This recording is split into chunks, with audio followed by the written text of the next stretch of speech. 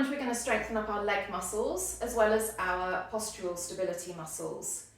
You're going to start off standing with your feet slightly apart, so just a little narrower than hip width apart should be good enough.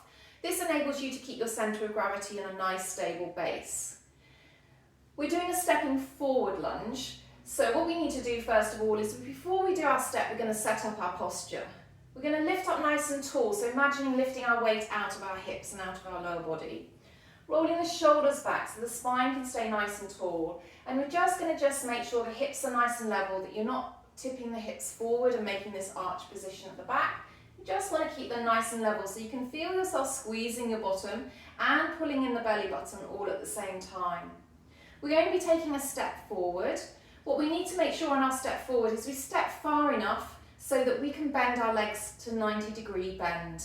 At first you might not be able to go very deep, and that's fine and that's sensible, because what we need to concentrate on is keeping that balance. You don't want to be going into a deep lunge, losing your balance and struggling to get back upright.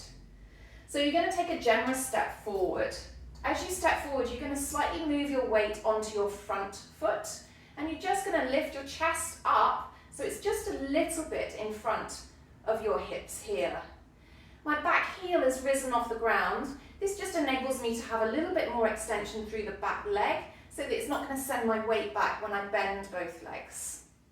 So from this position, holding the abdomen pulled in tight, squeezing the glutes, I'm just going to bend both knees. And if you watch my back knee, it looks like it's coming right under the hip here. So I've got plenty of space to bend my back knee and keep the heel up.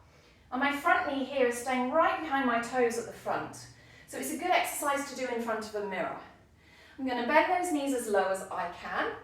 So for some people it may not be that low at the start because it starts to push your balance left and right. And then as you push up, straighten up nice and tall, we're thinking of zipping up the abdomen. We're keeping that back heel off the floor and also keeping this back knee a little soft.